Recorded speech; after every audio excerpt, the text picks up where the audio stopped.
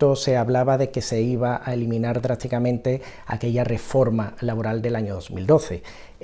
No ha sido así. Ni ha habido derogación o vuelta o retorno a los 45 días, ni a los salarios de trámite, ni se han derogado los convenios colectivos de empresa, ni se ha suprimido la posibilidad de acoger a medidas de flexibilidad interna, tales como el descuelgue de convenio o acudir a ciertos procedimientos de suspensión o de reducción de la jornada. Es decir, ciertos aspectos de flexibilidad interna y externa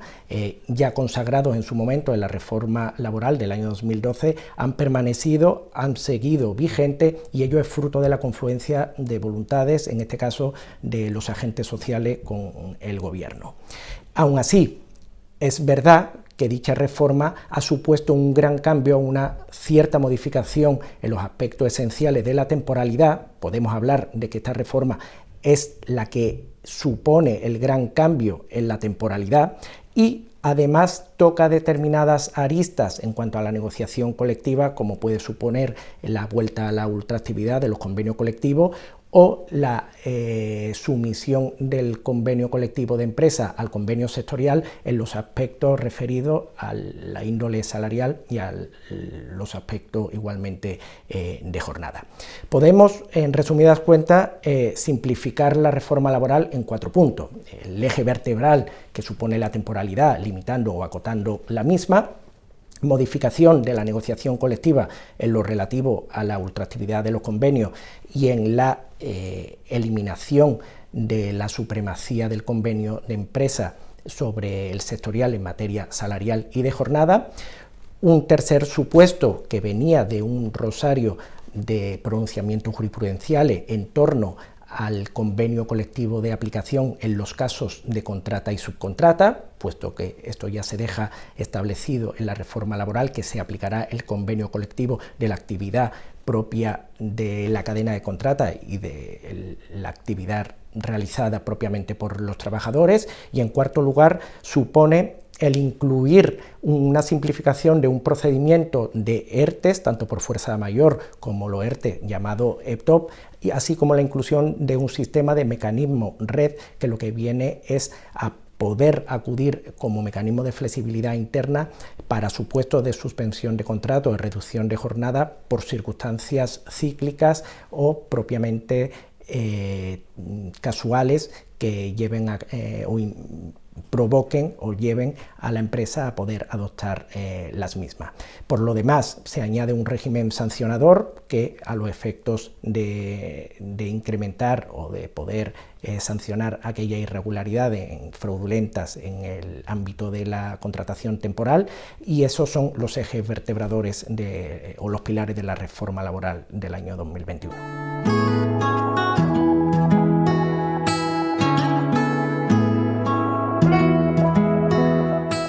Un dato positivo de la contratación que ha influido en las relaciones laborales es el hecho de que se pueda utilizar el contrato de duración determinada para cubrir vacaciones, circunstancia que antes no se permitía jurisprudencialmente. Y en segundo lugar, cuestión también a destacar, es la posibilidad de utilizar el contrato de sustitución con 15 días de antelación al hecho propiamente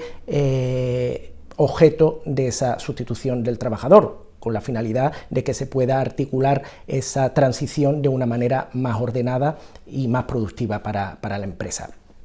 Cierto es que la temporalidad ha disminuido en España, fruto de la reforma laboral. Hay que tener en cuenta que ese encorsetamiento de la temporalidad, la limitación de la misma, de las causas y la limitación además o la rigidez en la concatenación de contratos provoca inevitablemente que las empresas lleven a un mayor uso de la contratación indefinida, so pena además de las sanciones o del incremento de sanciones a la hora de poder valorar los contratos en fraude de ley. Sin embargo, hemos observado que existe un incremento en el uso de la finalización de contrato por no superación del periodo de prueba. Recordemos que el técnico titulado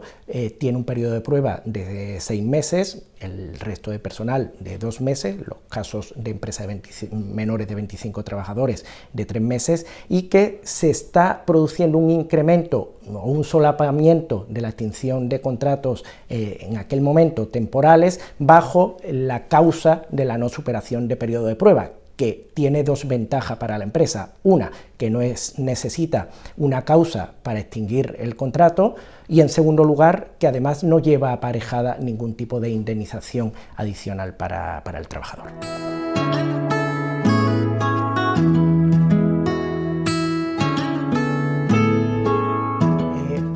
Objetivamente, el espíritu de la reforma nació con el propósito de reducir las cotas de desempleo que tenemos en España, que como bien es sabido superan el doble de la media de la Unión Europea.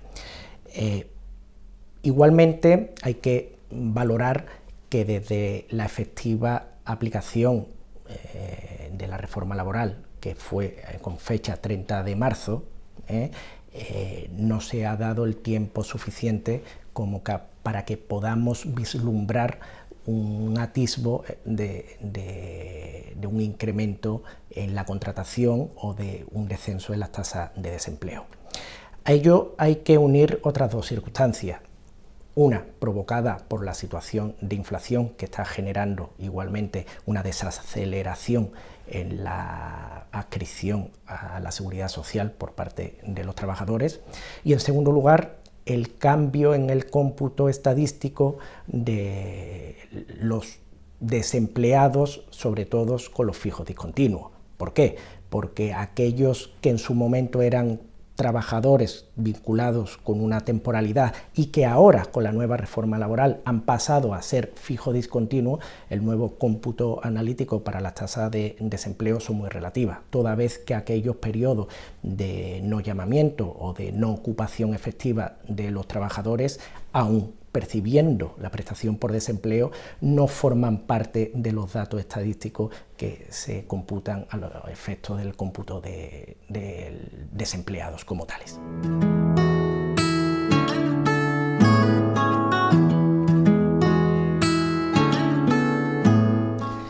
Dentro de esta gran reforma de la temporalidad, como hemos dicho, el fijo discontinuo, sin ser un contrato temporal, es el contrato que más ha podido tener consecuencias sobre esta reforma. ¿Por qué? Porque se le ha dotado de una mayor flexibilidad para absorber aquellas cuestiones que antes eran inherentes a la contratación temporal y que en su momento el fijo discontinuo estaba única y exclusivamente limitado para aquellas actividades estacionales o que se llevaban a cabo con una estacionalidad indeterminada en un periodo de tiempo, y sin embargo ahora se incorporan la posibilidad de utilizar este contrato para llevar a cabo situaciones relativas a contratas o incluso actividades cíclicas de la empresa. ¿Ello qué posibilita? Pues ello posibilita, y así se ha evidenciado con un auge de este tipo de contratación, pues que la empresa no esté condicionada o sometida a los límites de temporalidad, que la empresa pueda utilizar, atendiendo a su carga de trabajo, la posibilidad de acudir al trabajador cuando así lo demande o lo requiera, y en tercer lugar, que no tiene que acreditar aquella causa por la cual vincula a la empresa con el trabajador, por lo tanto aleja de aquellas posibilidad de una eventual inspección que pueda sancionar un contrato en fraude de ley como consecuencia de que no se ajuste a esta temporalidad. Por lo tanto, es un mecanismo que esta nueva reforma laboral, aun a pesar de delimitar la contratación temporal, dota de una mayor flexibilidad a la empresa para hacer un uso de esta contratación como fija discontinuo, y cuya consecuencia en su momento, ante la finalización del contrato, no es otra que la indemnización de los 20 días. En su momento, cuando finalizaba el contrato temporal, la indemnización era de 12 días. En este caso, los beneficios, entendemos, para el empresario son mayores que el perjuicio que en su momento haya podido experimentar.